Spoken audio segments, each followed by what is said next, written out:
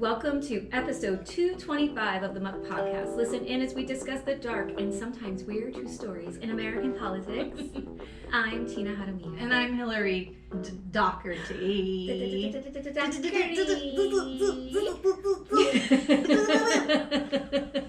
Let me tell you something. I'm highly offended by these DJs who aren't scratching records anymore. What happened? What happened to the DJ booth? Now it's like electronic. It's electronic, and the record is now this silver thing that spins, and it's all hooked up to the laptop. There are some that still do though. That's what I'm looking for. When you go to those vinyl nights with Radioactive, they're flipping them. They got two turntables and they're flipping them. There's no. I don't think there's any of this. Turntables and a microphone. No. Where it's at? Damn it! I was too slow. Sorry. Oh my god. Anyway, but they just like fade in and out of the song from the other record. You know what I mean? They don't do a whole. The good old days. The good old days. Anyway, well, thanks for coming in and listening to us talk about old things again. Yes. From the old. We are from the late 1900s. Okay. So don't come at us. Don't come at me, bitch. No. What you got? Anything? I do. So we have Rick Scott, who wants to be the Senate leader. Nobody likes you. Nobody likes you. I don't know how he keeps getting reelected, except he pours so much of his own money into those campaigns that I don't know. He's like he's a little skeleton man. I don't get it. And he's not effective as a leader. No. I don't know how that's possibly going to happen. So he's going to replace Mitch McConnell, who has been one of the most powerful and influential politicians of a lifetime. You got the turkey and waddle. Not for great ways either. No. For terrible things. Replace turkey waddle with a skeleton. I mean, I don't know what's going on. The other thing that I thought was pretty cuckoo was Trump's statement on like the FBI raiding his house and that they were going to shoot to kill. Oh Did my you see God! That? No. He put this statement out that like the Biden administration like wanted to kill him. It's so reckless and so dangerous, and it's one thing after the next. Yeah. One thing after the next, after the next, after the next, and Nikki Haley. Woo! This idiot. This is so good. This idiot I saw loser. this today. Girl, what the fuck? What are you doing? What are you doing? Like, nobody has balls. Nobody has a set of balls anywhere to say no to this man. There are plenty of other Republicans that I think, could do, a somewhat decent job, even if I don't agree with them, but they are not this extreme. Listen, I know that we don't want to say this is the most important election of our lifetimes, but this is the most important election. And in the past, maybe it was like the boy who cried wolf and we said it too many times, and now people are like, but this is like, now the wolf is coming in and it's going to gobble up everything, and we're going to let it happen because no one's going to go vote, or they're really mad at Biden and they're not going to go vote. And there's two choices on the table, and that's it. It's either America is gone, and he's coming after birth control. Yeah. He said that again. Well, we're going to look at it. When they say we're going to look at it, that means we're going to take it away. And that's where we are. There's no other choice right now but to cast your vote and get everyone else to do it. The end. Trump is like Jim Jones passing out the Kool-Aid, and Nikki Haley was the only one going, don't drink it, it's poisonous, everybody, don't do it, he's killing us all, please, God, don't drink it. And then she's like, this is good, I'm gonna have some of this. That's what she's doing. It's fucking crazy. She was the only one who was trying to warn people that she was in the cult, trying to warn people about the leader who's gonna kill us. And she fucking drank the Kool-Aid. It makes no fucking sense. She drank the Kool-Aid, and then you have this idiot Ted Cruz who refuses to answer questions of, if the election happens, are you going to accept the results? And refusing, he can't, and the lady's like, it's a yes or no question. Well, no. Have you asked Democrats that? Just answer the question, Ted Cruz. I don't remember any Democrats saying Donald Trump didn't win in 2016. I don't remember people storming the Capitol. I don't remember anybody saying anything that it wasn't a legitimate win. I don't remember one person saying that ever. And they're trying to bring up the, you know, the pregnant chads of back in the day of the George W. War. Yeah. But after they did look at, because that was a thing, right? Yeah. Because it was those old punchy cars, it was a mess. But after that, Gore conceded. Yeah. He conceded and was like, all right, that's it. And it went to the Supreme Court. They decided. That was it. They decided, and it's over. Oh, the other thing with that damn Supreme Court, I think it was in Virginia, where they're upholding the gerrymandered districts and just like basically excluding black voters. We are on the precipice here of disaster. Plus, speaking of abortion, which we should be bringing up every single week, Louisiana. I forgot to wear my shirt. It passed the Louisiana House, it passed the Louisiana Senate, and it's on its way to the governor's desk, where they are deeming abortion pills. Hold on, I just want to. A controlled substance. Yeah. So on the same level as heroin. Yeah. Heroin and abortion pills. And when I read that today, I kept thinking of the song. This is how we do it. Da-na-na-na-na-na. Yeah. This is it. They take step by step. They chip away at it. That's how they do it. And it's going to be those pills, and then it's going to be birth control. I don't remember who it was. One of the poorest states in the country, Louisiana. Right. People can't afford to have more children. It's unaffordable. Right. They don't make. So there was an actress. I don't remember her name. But she's basically like, it's not worth having sex. The risk is not worth it in the climate of this country. And I feel like a lot of young people might be, you know, taking that stance, because why would women want to put their bodies and their lives and their future at risk in a country that isn't going to protect them? Well, which has always been the point. You know? That's been the point. Control the freedom of having sexual autonomy, having autonomy over our own bodies.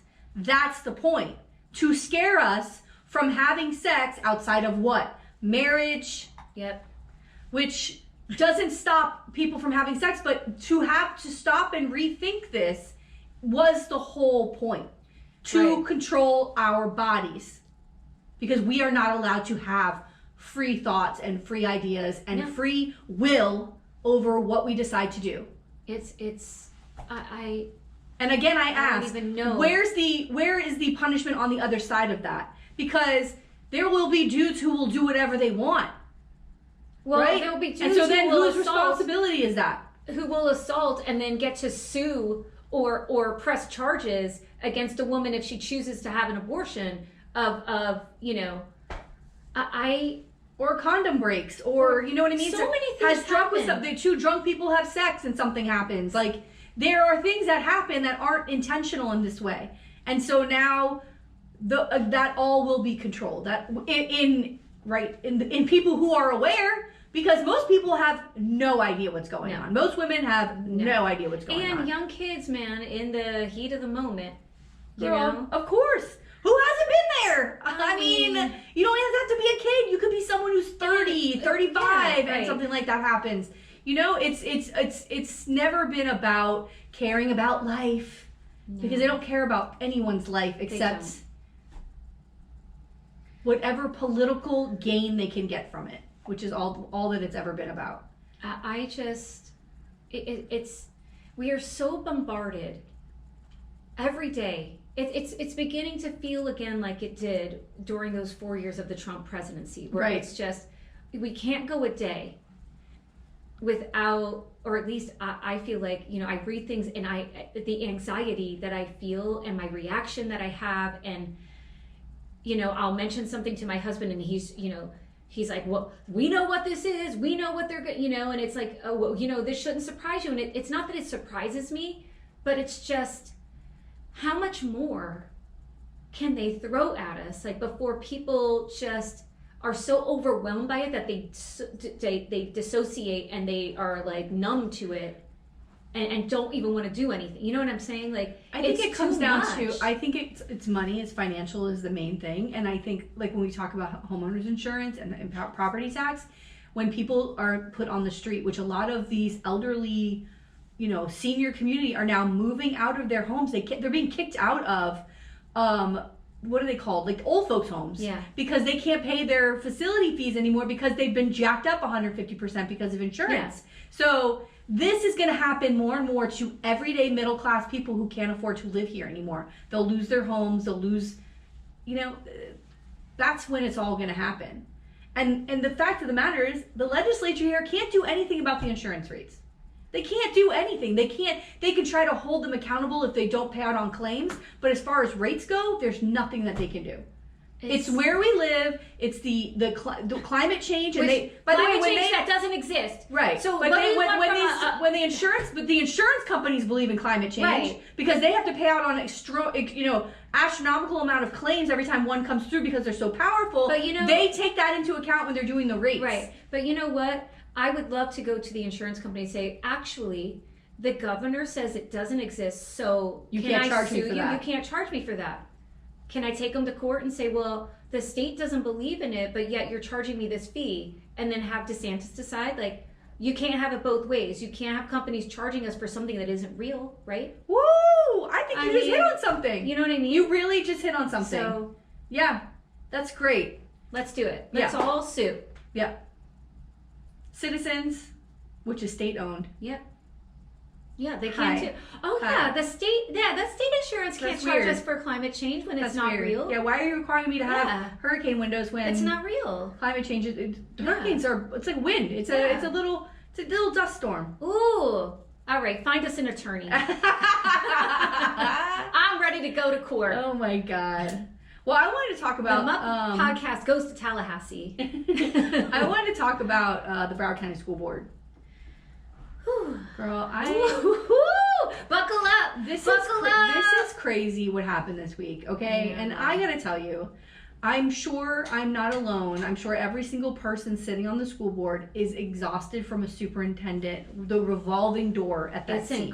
6 people? I think it was 6. Yeah. And some of them were just holding a place until they actually hire somebody. But in the interim, they're superintendent. Well, last July, they hired Peter Licota, and he was in West Palm Beach, like maybe the deputy superintendent or something. I know, I think he was superintendent. Okay, and then he comes here, and they hire him last July 2023. Yeah. Everybody seemed to like him. He seemed to get along with everybody. All the people on the board really cared about him. And we found out in April of this year that he was sick. And now, don't hold me to this, but I remember reading an article this week that some of the board members knew in December of 2023. Yes, I heard that. But it wasn't announced until April of 2024. Correct. And I believe in December of 2023, he had said to them, like, hey, I'm sick. Yeah. And I'm going to leave. My contract early. He had a 3-year contract. Right, but I'm going to leave December 2024. Okay. Right? I believe that was the year. I think it was. I don't know what he told them then. Yeah. But in April of this year, they announced at the school board that he had a meeting, that he had cancer. Oh, did they say it was cancer? Because I believe that they did, because they said his brother had it and his father had it. I think they both passed away.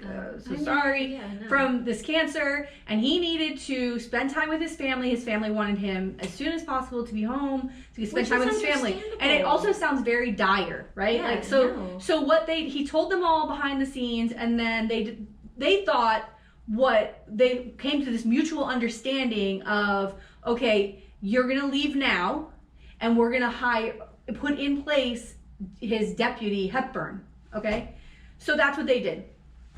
But he had to negotiate his separation because he has a contract, and there's certain things in the contract where you have to say, we give you 60-day notice that you're no longer in this job, and then you get paid 20 weeks severance pay, plus benefits and all kinds of things. Man, he worked for unused sick days, unused vacation, a car allowance. He gets a car allowance every month. Where's my car allowance? And so he was going to get all this money, and he had been on the job for 9 months. Yeah. Okay. Now, it angers me, and I'll tell you why. Because this is not the first one in the last 6 years who is left with a giant package. Okay, Cartwright did, right. and there's all these standard with there's these, contracts. It's contracts, but you also forced her out. you also took votes, right? Like didn't she leave on her own, but there was these votes of like, should we have somebody else? Should we let her go? There was a whole thing of like, she wasn't doing something right. Hundreds of $200,000, upwards of $200,000 she walks out with. I don't know if she was there. Maybe she was there for a year. Now here's this guy. She was there. He's like, yo, I'm sick. I need to leave. And they're like, okay, we will negotiate your exit package, like this mutual separation that we're going to have. Well, it gets out in the paper in the last 2 weeks that he was going to get paid. They were going to keep him on until August or July at his superintendent rate, which is $6,300 a fucking week. Yeah, $350,000. Okay, the total package was going to be that he had negotiated with the board. What do they call her? The chief? I don't know what the fuck. Chair of the board. The chair. Lori Alida. Oh yeah, the chair. He had negotiated with her that his exit package was going to be $204,000 on top of this. On top of keeping his. That was going to be that 6,000 whatever. No. That was how much all that was going to cost with benefits, all this stuff. So it gets out, and people lost their fucking minds. Well, it's a lot of lost their fucking minds. Okay, and so they started getting pushback. That's what I saw. And so they had the meeting this week, and I was watching it from my office, and he walked in, everything seemed fine. He's with his lawyer. They sit down. It's all broadcast live, right? And so Lori Alida says, okay, well, here's what I want stricken from this agreement. And they want to strike the $60,000 he was getting. That was part of that package to be a consultant. Like, all these things were going to be taken out. The non-disparaging thing was going to be taken out. All this stuff. So this kind of went around and around and around for a couple of hours. And it seemed like most of the board was on the same page of like, we're not giving you $204,000 or something. For 4 months. Which is crazy because this board doesn't agree on anything. And it was like unanimous. Yeah. It's a lot of money for a school board where we've where there's issues of, do we have enough money? We want to close schools. There's all these issues happening, and then you're going to give this guy all this money, or even that you're going to come in as a new superintendent and think that you're entitled to that much money. I mean, if he was somebody that was in this district for 20 years, sir. That's all of that. Yes, but you're Tina. some new guy that just rolled in, and you're like, peace out. And I'm sure that the work you did in the 9 months, like a lot of the board members who I have respect for, were saying things like, "This is the best person I've ever worked for." And I've spoken to Debbie Hickson at an event, and she was talking about how wonderful he is. Like, he had a lot of respect from the people there that we respect and care about. So I'm sure for the time he was there, all sides. Yeah, and for the time he was there, he brought stability to the board. But now you're leaving. And so I don't know why we as taxpayers are being asked to front this bill. And they were all being very respectful because he's sick. And I got to tell you, there comes a point where that's not a thing anymore. This is business. And we all care about people. We don't want anybody to be sick. We want everybody to be fine. There was a point in it where Zeman was talking about the disparaging comment thing to be stricken because, if he goes to get another job, they won't come to us for a recommendation. And we would love to give him a great recommendation, but we can't even say good things about him. And I was stopped in my tracks. I was like, wait a minute. He's going to go get another job after this? Like, it never occurred to me because I was under the impression that he was very ill. And it's going to take a long time. Are you telling me he could go through treatments and get another job in 6 months, 7 months, a year? Is that what's happening here? I don't know. Could he take this and go? Then why not take a leave of absence and have someone? That shocked me, number one.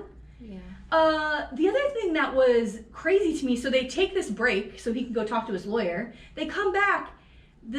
His face was so insane. His lawyer was talking, and now he's upset, right? Because we negotiated this whole deal, and now you're coming here and you want to take things out, which I understand that frustration. They thought they were going to be like signed, sealed, delivered. Yeah. He gave this whole speech in the beginning before everybody started talking about how wonderful, blah, blah, blah, blah. And then now we're coming to the table and you're taking things off the table. So what's the deal here? And his whole face the whole time is like Like, Licota was pissed. Yeah, but nobody. And knows I thought to myself, who the fuck? Right? Yeah, what the fuck? And you know, there was board members who said, "I don't believe in golden parachutes." Thank you very much, Sarah Leonardi. Let's go. We don't do that here. We got schools that don't have air conditioning working. Yeah. It's 90 fucking degrees outside, and you're walking out with what? I know. That's the point of contracts, is you have these deals, and guess who doesn't have that now? These you're gonna get this money when you leave severance. The guy who's sitting there, Superintendent Hepburn. They have now learned after I don't know how many contracts that we're not doing that anymore. And sorry, Licota, but the buck stops with you. So this went back and forth and back and forth, back and forth. Finally, they left the room again, and they came back, and they accepted this other offer, which I'm not really sure the exact amount, but it's less than what he was supposed to get. And he agreed to take it, and he thanked his wife, because he took a phone call from his wife who was watching this whole thing. And she said, "You're going to be remembered not for the money, but for what you did for the kids." What did you do for the kids? You've been here 9 months. So that's what his legacy is going to be. And I got to tell You're you, not gonna be, I know what I'm going to remember. Yeah. This, sir. I actually heard that. That was the one thing I happened to hear when I was in the car. And then I sent you the video. I was videotaping it, and I said, then after he agreed to take this lump of money, which, oh, by the way, the whole board was shocked, because at one point the lawyer's like, well, he said he would work until December 31st, and board member Hickson was like, now hold on a minute. That's not what the conversation was. We would have loved to have him for safe till December for the whole 3 years of his contract. He wanted to leave as soon as possible, and we were doing what we could to make that the thing for him. That's what he asked for. So, and the lawyer said it twice, and both times she's like, no, don't. She's like, I don't have a lot of buttons you're going to push, but you're pushing a button, because that's not the conversation. It was very tense and odd, and then his speech afterwards was psychotic. Oh, I heard it. I heard some of that too, and I was like, what is this guy talking about? And I'm going to do. Now this is after he had been pissy. Yeah. Now he's gonna tell everybody about I'm such a good guy. Dude, get the fuck out of here. Get out. Get out. Stop doing your own horn. You don't, and maybe he'd stabilize things for 9 months, but then you rocked the fucking boat again. You didn't do the thing you came here to do. And you're sick. God bless you. Go home, get better. You're gonna sleep comfortably on hundreds of thousands of dollars of taxpayer dollars.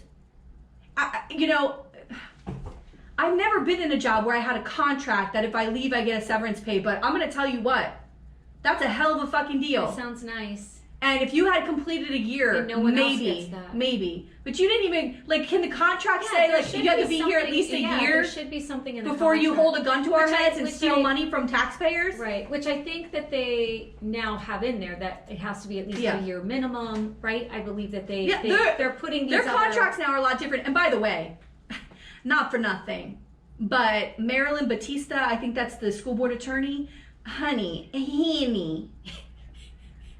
you and Lori Olidoff should not be negotiating contracts.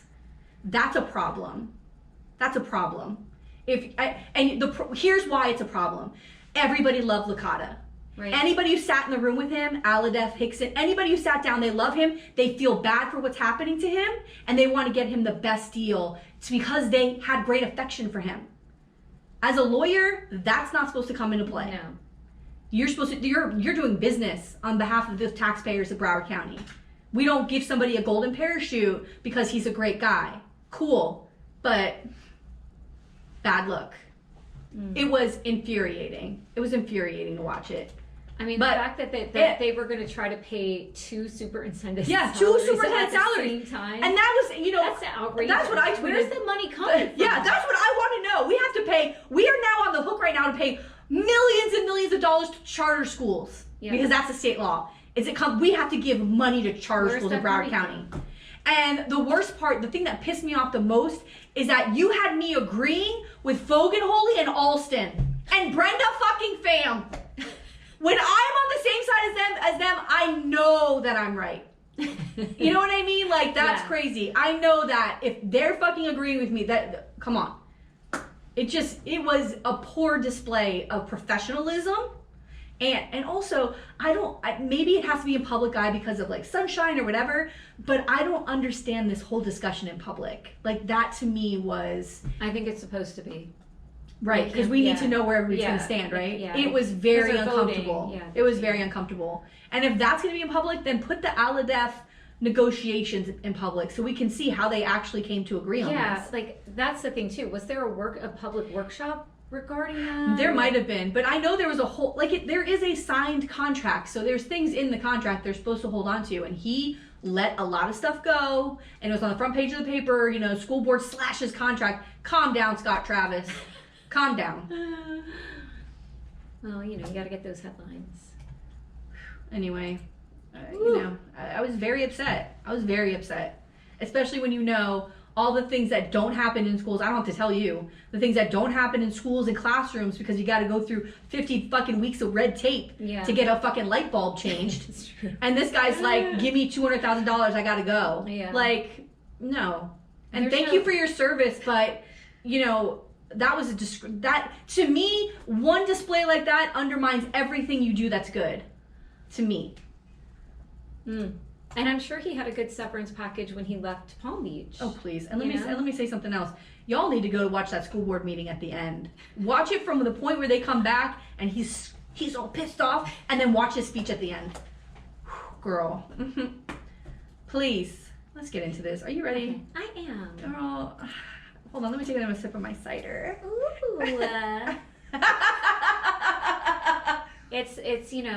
It's a weeknight. Cider's perfect for a weeknight. It's delicious. Today, okay, we're discussing former finance chairman of the Republican National Committee, Elliott Broidy. Oh, okay.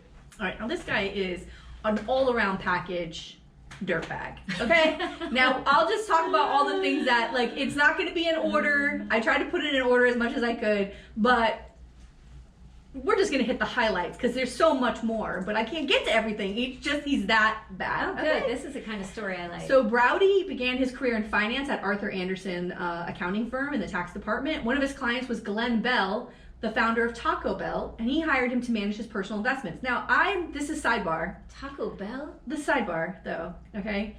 I saw Glenn Bell. I'm like, Glenn Bell, is that a white guy? It has to be. A fucking true on white man. Founded Taco Bell. Wonder Bread White. I had to look because I was looking. I was like, please, maybe there's something. His parents are from the Midwest. English and Scottish descent. I read all about Glenn Bell because I was horrified by this.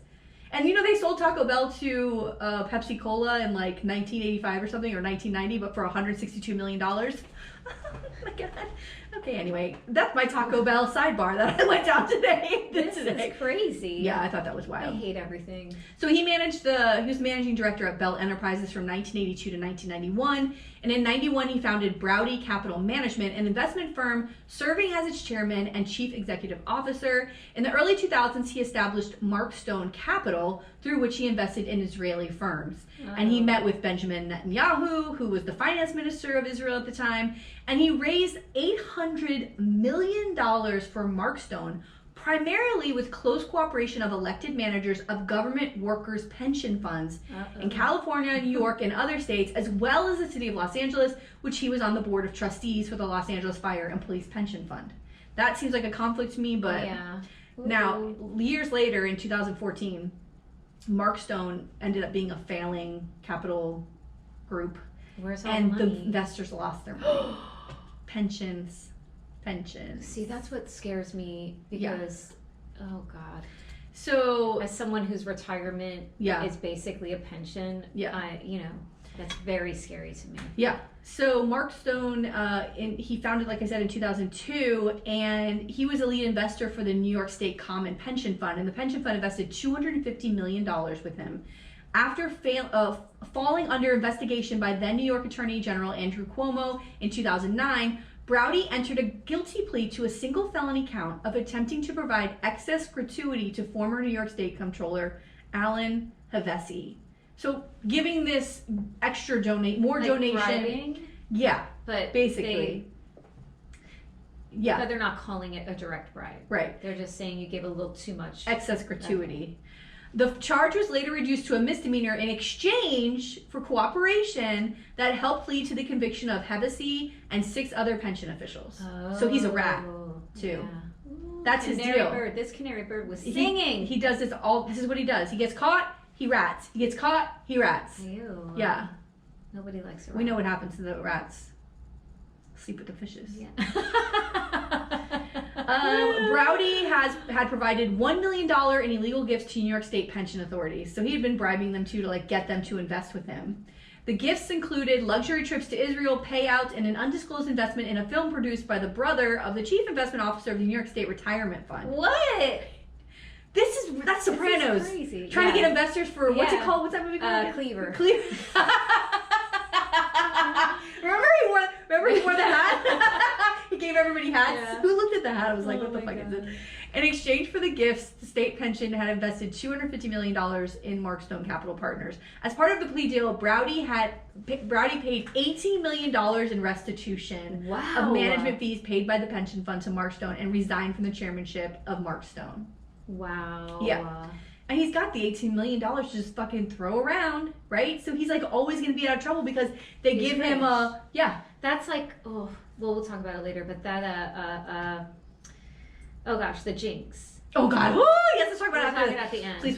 But money gets you out of everything, man. Girl, but $12 million that he paid in Los Angeles didn't get him free. Oh, no, it did not. So Broidy became interested in politics after the 9/11 attacks. He joined the Republican Jewish Coalition and ultimately became a member of the board of directors between 2002 and 2004.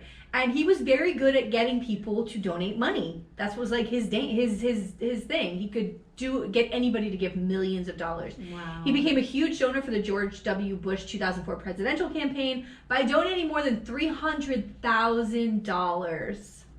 From 2004 to 2006, he raised campaign funds for many Republican candidates, and at one point he hosted a fundraiser in 2006 for Bush where he raised $1 million in one night. Wow.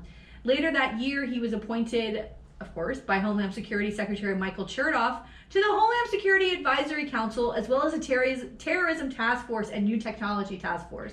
Because that's what this money pays for. Like, this is the thing. And we've done so many stories, and it's just like, just because you have money and you throw that money around, somehow now the governor's appointing you to this board. Yeah. Or the president's appointing you to that board.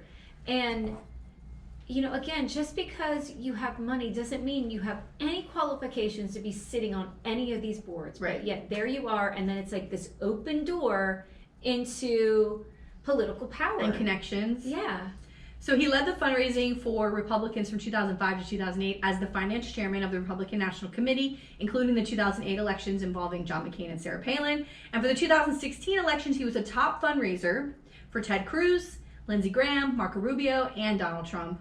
And according to Bruce Belofsky of the Republican Jewish Coalition, he said, quote, "A lot of people talked a big game, but when he said he could raise big money, he actually did," end quote.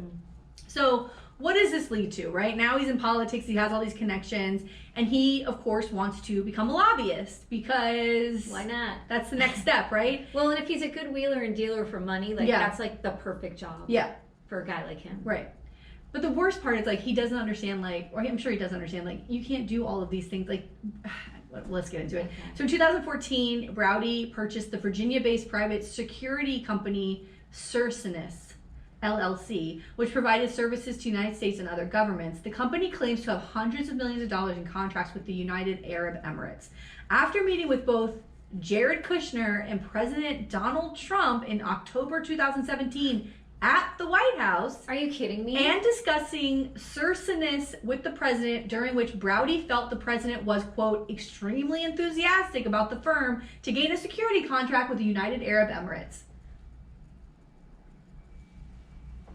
This is somebody who's donated to your campaigns. No, this does not look good, man. No, and you can't give work to people as the president. You can't do There's that. a process.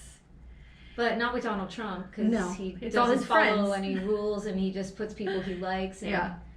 In 2018, Broidy intended to take a business trip with George Nader to meet with the Crown Prince of Saudi Arabia in order to pitch the prince a $650 million contract with Cercinus.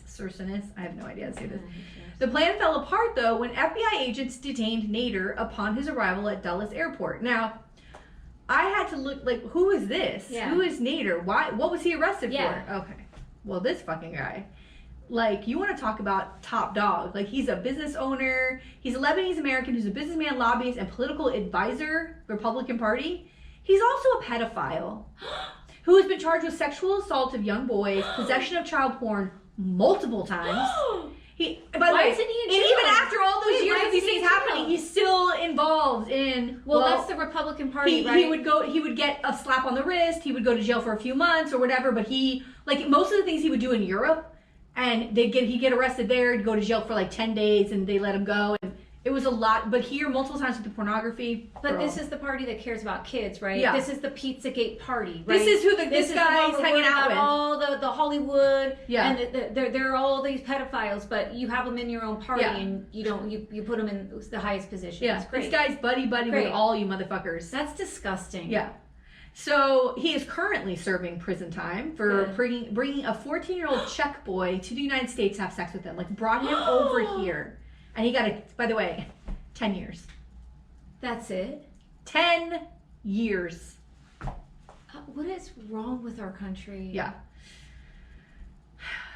So in October 2017, in a private meeting with President Donald Trump, Broidy praised the paramilitary forces company Severance was creating again, and was like, help us out. He urged the president to meet with the UAE's, United Arab Emirates military commander, to support their policies in the Middle East, which are not good for everybody, by the way, and to fire United States Secretary of State Rex Tillerson.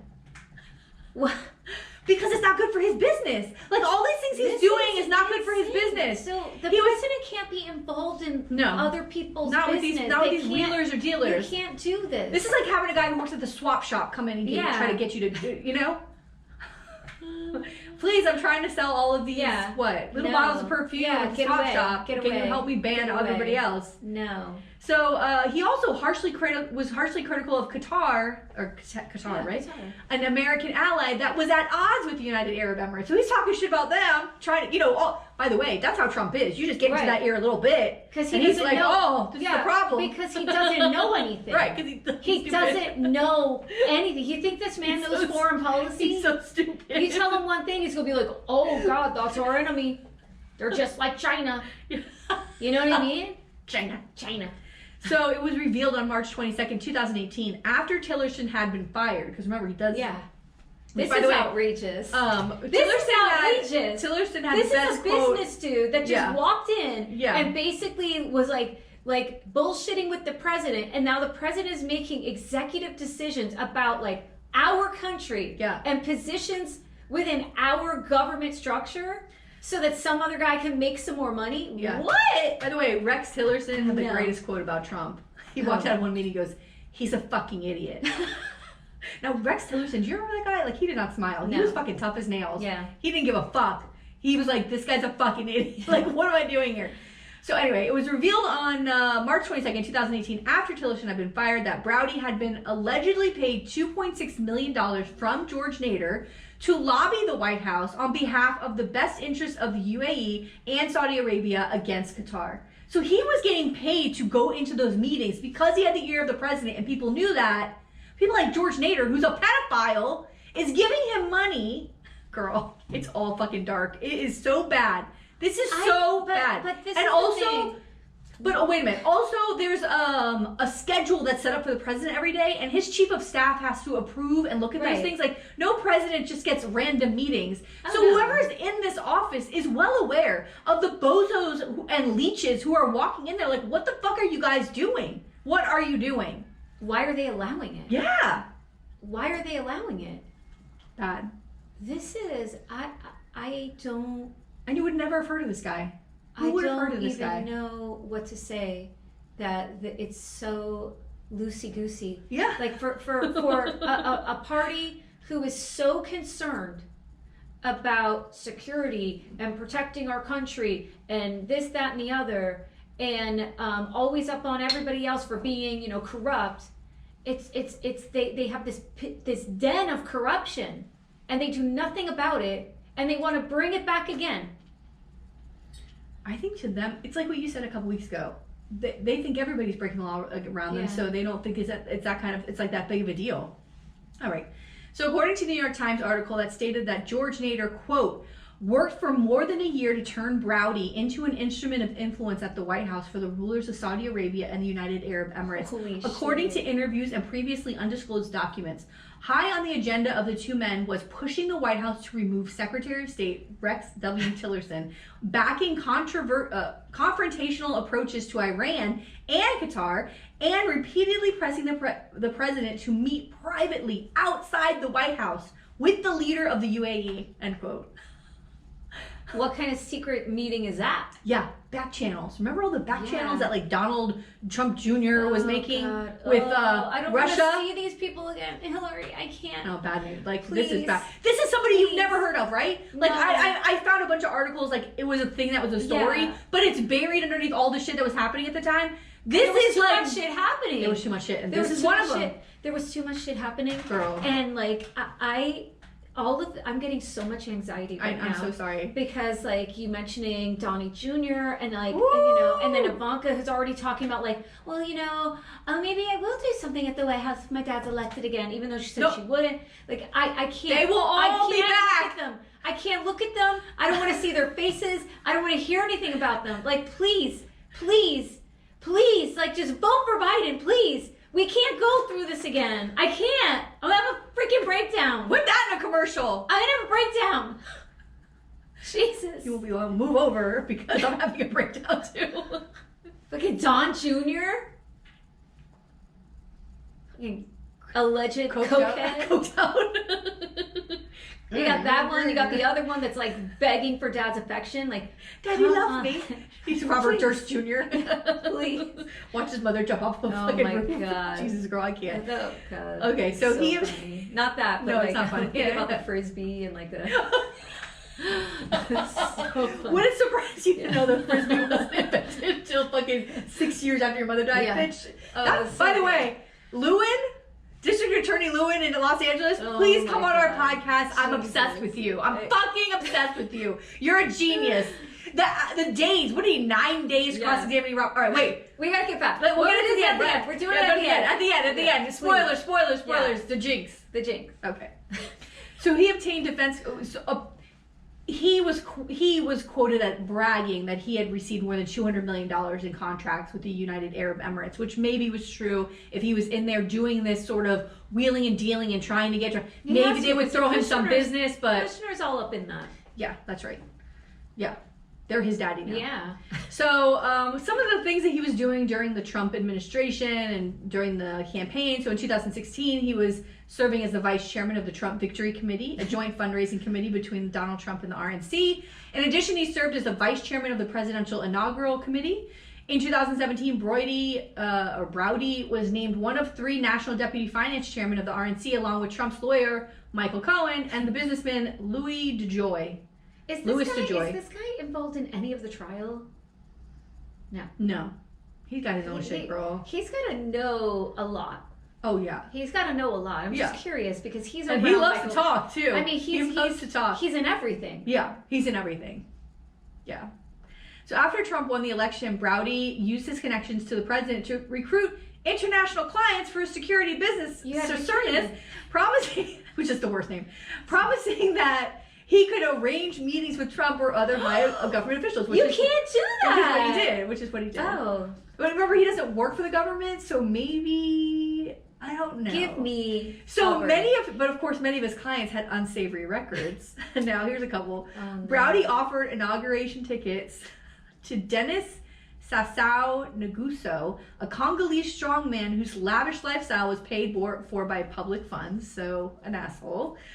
He knows the dark web people. Those are his clients, okay? Leaders of countries that are like, who just take money. yeah, they from just the chop people. somebody's head off and now they're the president. That's his clients. Wow. Okay? He arranged for an Angolan politician, João Lourenço, to meet with Republican senators and offered him a trip to Mar-a-Lago. This isn't allowed.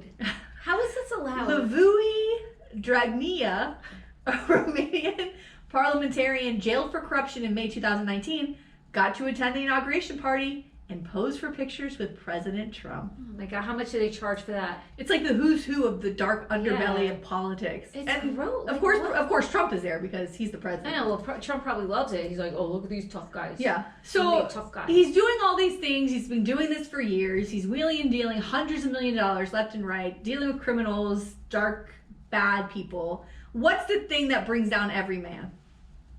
It's got to do with his, little private parts. Yes, his dick. Tina won't say it, but I'll spell it out for you. D-I-C-K, honey. His dick, honey. Because, oh my God. And it's unfortunate, what's happening here. It's very unfortunate. So when you look at the picture of him and you look at this picture of this poor girl. Oh no. Oh God. Okay. What did he do? It was a shame.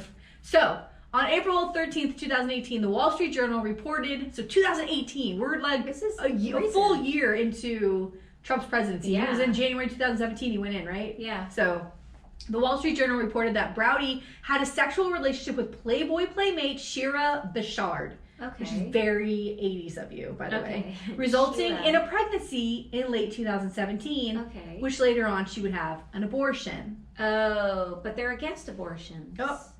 But he's married also, by the way, and has 3 kids, so bit of a problem. Yeah. So I mean, again, like you go do what you want.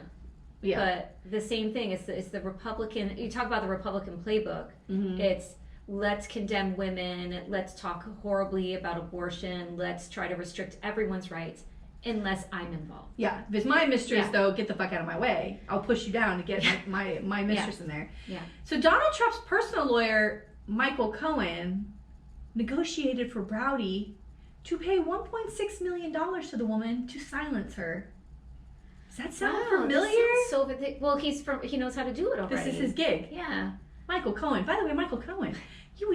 Judge Judy, when someone says to her, there was a case the other day that was so funny. They were dividing properties. People weren't married, so it's harder to divide property when you're not married. And they lived on a farm. And she's like, what's next on the list? And the guy's like, well, we had 6 chickens and a cow. And she's like, chickens! He's like, do you know how long I went to postgraduate school? Like, she was so mad, right? She went all the time in law school. She's like, don't talk to me about chickens. I feel the same way about Michael Cohen. Bruh, you did all that time in school. You studied the law, passed the bar, and this is what you're spending your time. This is what you decided to do. Oh, it's so sad. How much is his cut, though? He's probably like, you know what? All these assholes are getting involved with all these women, and I could get a little taste of it. And this is what I've learned from this trial. This is what, it's not about paying someone because you had an affair and you want them to be quiet. Non-election wise is not that big of a crime. It's not a crime. It's not a crime. It's when you put in the books of the company that it was for like a car repair. Yeah, I know. That's where we have a problem. Oh, you stupid Yeah, you pay back Michael Cohen $200,000 and say lawyer fees when we know it wasn't lawyer fees. So he makes this negotiation. The settlement was falsely characterized at the time as a personal injury settlement. So there's the crime, right? In response to the Journal's article, Broidy issued a statement acknowledging that he had a consensual relationship with a Playboy playmate. By the way, that's a brag. Okay? Yeah. That's a brag in the statement. Yeah. Just say you stepped out on your wife, you had an affair, you're sorry, you regret it. But he wants to say Playboy, he wants to let him know it's this hot girl. Yeah, he's like, hey boys. This girl must have been like, how much is he going to pay me? What do I get out of this? Because she's hot. It's same thing like Smokey. I give Stormy Daniels. She walks in, she goes, oh God. Yeah. Oh God. Poor women. So he admits that he had this consensual relationship, that Cohen had contacted him after being approached by the woman's attorney, and that Broidy... she saw the payout. She was like, you know what? By the way, I'll do this and I'll get a nice payout. Good for you. Take the money. Because she knows that they're dipshits. Yeah. And, women are taken advantage of all the time, so I like to see a little turnaround. Yeah. Turnaround is fair play. Oh, you got hundreds of millions of dollars? Turnaround is fair play. I'll have some of that. Thank you. And that Broidy had then hired Cohen to work out a non-disclosure agreement. So Broidy resigned his post at the RNC the same day the article appeared. And a few days later, Cohen confirmed in court that Broidy was one of 3 clients he had given legal advice to in the previous year. So him, Donald Trump, and somebody else was given the same advice to pay off these women. Oh my God. Some columnists have since speculated. Now this is speculation. The third person? No, that Donald Trump was really the person who had the affair, and that Broidy took the fall for it. I don't know if that's true, but and maybe it is. He blew up his whole life for that. Well, I don't know. He's still married. Well, yeah, if he told his wife, like, look, we're doing this for the president, and I got all this she's money. involved in some shit later on here, so. What? Yeah, girl. Birds of a feather. Yeah. I was going to say the apple doesn't fall far from the tree, but that's not the same. Okay. So Browdy's lawyer, Chris Clark, stated that Browdy will withhold forthcoming payments to Besher due to an alleged breach of the non-disclosure agreement on her part. So this all came out in this article, and they're like, oh, well, you're not getting any more money now. Oh, well, Donald Trump, so now the non-disclosure, Donald Trump is famous for these non-disclosures, so that's interesting, too. Yeah. I wonder if he could sue her for that. But if she broke the non-disclosure, would she get the money back? I don't know what's in however they wrote it out, but I wonder, since she didn't name Donald Trump, oh, who knows? Yeah.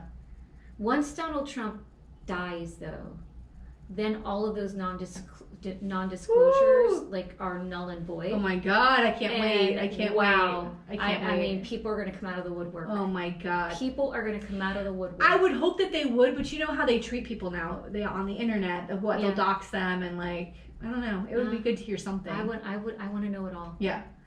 On July 6, 2018, Bouchard, this woman, filed a lawsuit against Browdy and the attorney, Michael Avenatti, this guy, in relation to the termination of the settlement payments. Bouchard has alleged in a complaint that Browdy was physically, sexually, and emotionally abusive of her, and that he exposed her to herpes. Browdy, of course, has denied these allegations. On September 7th, 2018, California Superior Court Judge Elizabeth White granted Browdy's request to strike allegations from the case going forward that were not relevant to the breach of contract dispute. Okay, so the last thing, which I thought, this is it. This is the thing he finally gets in trouble for. And it's, to me, was happening when all these other things, like he was doing so many bad things all at once. In March 2018, the Wall Street Journal reported that Browdy had been in negotiations to earn tens of millions of dollars by lobbying the U.S. Justice Department to drop its investigation into a multi-billion-dollar corruption case, which was the One Malaysia Development Berhad scandal involving a Malaysian state investment fund, the 1MDB. And so, according to emails that were in this the Wall Street Journal saw, so this development, the scheme was headed by someone named Jahao Low, and it involved him embezzling funds from this development fund, which was state money. He was stealing money from it, and our U.S. Department of Justice Department was looking into it, and so they were trying to get the U.S. Department of Justice to drop it. This guy was paying him money to go and drop the case because they didn't want to be found, you know. Well, no, I know, but there has to be, like, what does he care about this other group? They're paying him to do it. They're paying him tens of millions of dollars to do this lobbying. Yes. Okay. All right. And that's so one email showed a proposal that would have given Browdy and his wife $75 million if they got the Justice Department to drop the probe into this scheme. And what year is this? 2018. Oh, so March. He's Trump's BFF. Yeah. So he'd probably saying, I got the ear of Donald Trump. I can make this happen. Wow. This included playing up Malaysia's relationship with the United States in fighting North Korea and arguing against pursuing legal action against them. They also, this group, or this guy, Jahao Low, or whatever, which he became a fugitive because he stole this money and ran. He gave $100,000 to Trump's victory campaign. So this guy knew him before when the 2016. Where is this guy now? Oh, he got in trouble. So October 8th to 2020, federal prosecutors announced that they were charging Browdy with conspiracy to act as a foreign agent as he lobbied the Trump administration on behalf of Malaysian and Chinese government interests, which is a felony. This is wild. Yeah. This is. By the way, this is not the only person who is close to Trump who has been charged with this. And P.S. Let's not forget that more files were found, you know, and I'm sorry, but allegedly, I believe that this man has sold. Oh, please. He has sold our information. And again, for the party that is so concerned about our security, this man has sold us out and he will continue to sell us out. Yeah. October 20th, 2020, Browdy pleaded guilty to these charges, and as part of his plea deal, he agreed to forfeit $6.6 million to the federal government.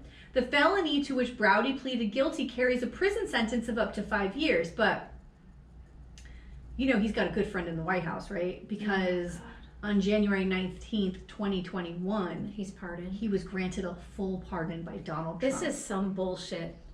Yeah. You want to talk about like traitors? Girl, my head's on fire. Where are the MAGA people? How is this making America great? Yeah, he's a traitor. This is about he's a traitor to the country. That's all it is. Yeah. Crazy, girl. Crazy. He pardoned a traitor. Wow. On June 11, 2021, the U.S. Department of Justice charged associates of Mr. Broidy. So all of these people were charged for engaging in campaigns. They're all screwed, but Brody's safe. So of course, nice. Like in what he does with everything else, he gives them dumps them with money, and then he turns turncoat, right? Then he becomes a rat.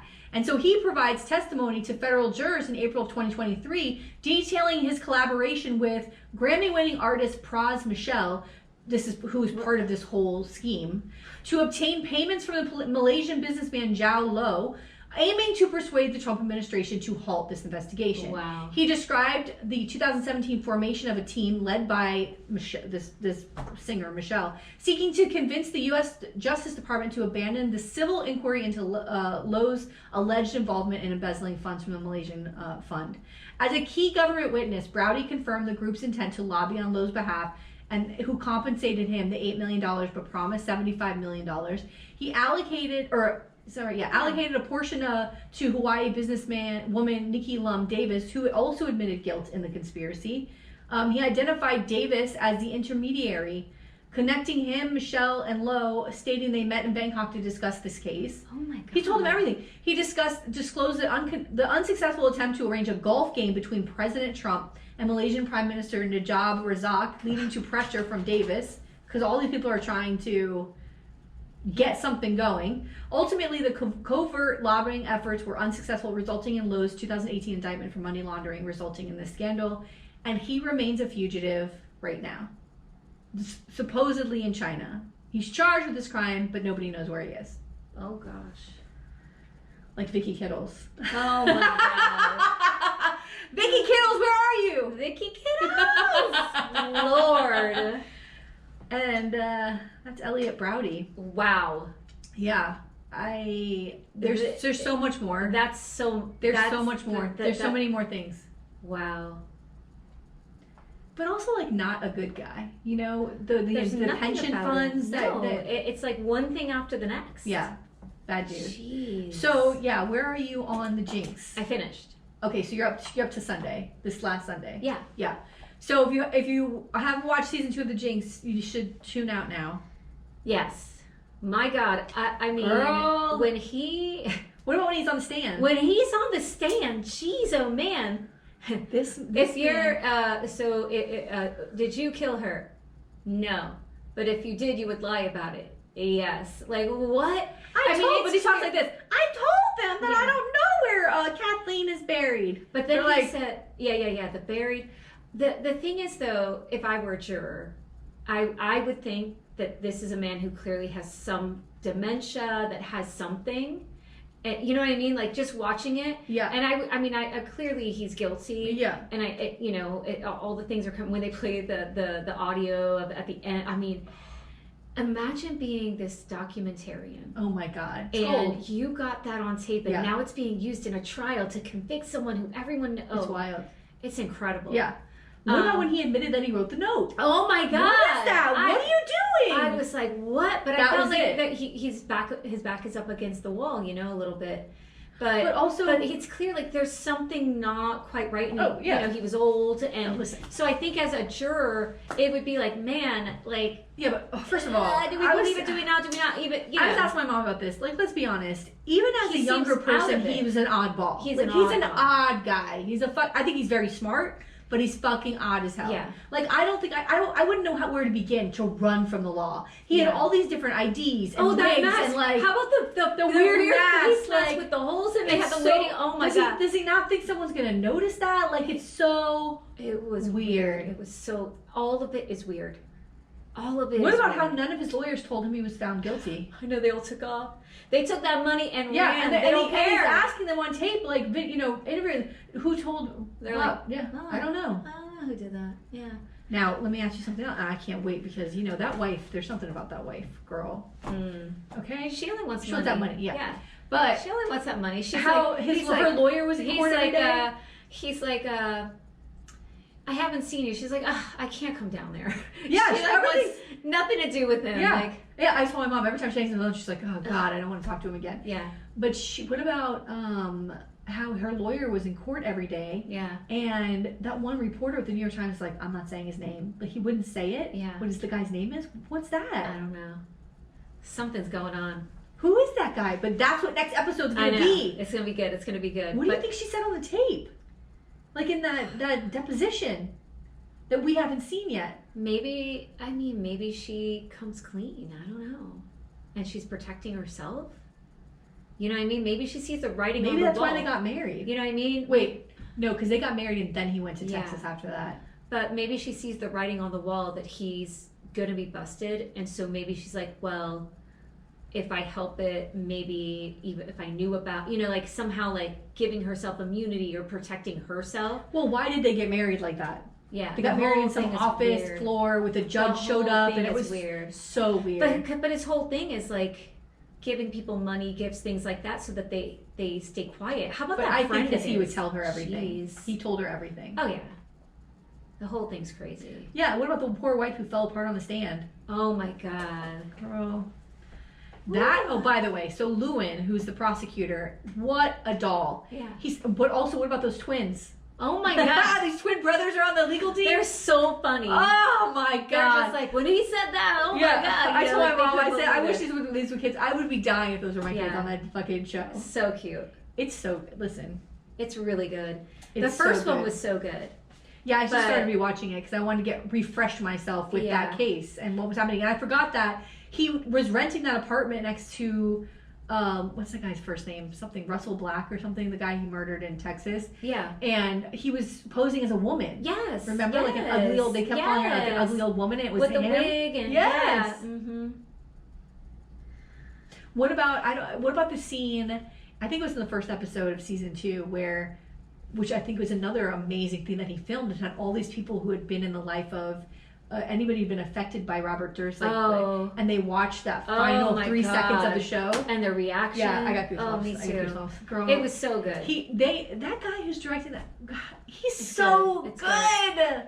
Andrew Jarecki. I can't imagine just the pain and like it's like a mix of like being happy that this is being revealed, but also like the realization of what all of it means, and the emotions must be so overwhelming, even though it's all these years later. You know what I mean? It's just what a nut. But again, if he was anybody else, he would have got caught and no one else would have died, honestly. But it's his money. It's that money and wealth. Like that first wife, like the way they just are disparaging her character and like making her Susan out to be, like, Berman, who a was drug like addict, and it's and Susan Berman, like that whole thing, like Susan Berman, man, wow, like that phone call to the reporter, holy cow, the manipulation, like it's incredible. And he was recording it. Incredible. All that, the stuff this documentarian has had access to is crazy. Even the reenactments that he does are so good. They're very good. But when I was watching that scene with the frisbee and then Uno. I was like, Uno, like that's like a 1980s game or something. There's no way this guy's like my parents' age. And it turned out it came out in the 70s or something. Like, no, dude, wild. And then the thing is though, why say Uno? Why not just say we were playing cards? That would have been so much easier because he's cards all the time. Like why? Because he's that kind of liar. You know, he's that kind of liar where he thinks if he gives as much detail as possible, it sounds more real. But he's not even fact checking the things that he's saying. Wow, the arrogance. Ooh. All right. Well. My God. Go watch the Jinx. Oh my God, it's so good. Please, it's so good. Oh, and then we did go to the Dolphins Gala. Oh, yay! We went to the Dolphins Gala. I had so much fun, first of all. It was so much fun. Well, I just like sitting next to you and laughing at everybody. It was just a really beautiful night. Yeah. And my favorite part of the evening was, first of all, Alfredo, my God, like, it's amazing. Yeah. Like, I mean, Incredible, put together a beautiful event and is brilliant in closing the show with an amazing speaker in Nick Harris. And yeah, she's incredible. So beyond incredible. And every time I hear a speech, I say, you should run for something. Because she's gonna, I don't want her to be in this bullshit. I know, but she's good at like pumping the crowd up. Oh my God. And it's inspirational, like super, brilliant, yes, and brilliant. inspirational. It's like so fucking good. So good. But I would never want to throw her to the wolves of these monsters. That's true. Man. You know who wasn't there? I thought Josh Rydell would be there. He wasn't there. Creek Eats, bitch. Ooh, Creek Eats. We love Mayor Joshua Rydell from Coconut Creek. And he put up on his Facebook, Creek Eats, with this little like 2 or 3 minute video of him and who's Jeffrey Wasserman? Is that right? Hold on a second. Let me make sure this is right. I don't Jeffrey, oh boy, oh yeah. Jeffrey Wasserman, he's a commissioner of Coconut Creek. We definitely met him at Dolphins, I think. Anyway, they go around different places, different restaurants in Coconut Creek, and they're like, pizza slice edition. Yeah. And they go and they have Keep your cash in Creek, baby. That's right. Tina texted that to me. I was like, oh my God. It's so good. It's really so good. Yeah. Really good. Love it. And I think it's great. I can't believe more people aren't doing this. Really that cool. is so good. Yeah. And then also I said, why are there so many pizza places in Coconut Creek? This is insane. There's like 10 or 11. Yeah. We have to go out there and have pizza. Delicious.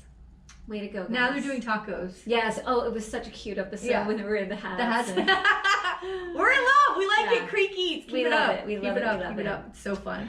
All right. Well, I guess we'll see you next week. I'll see you on the flip side. Hey, bye. Bye.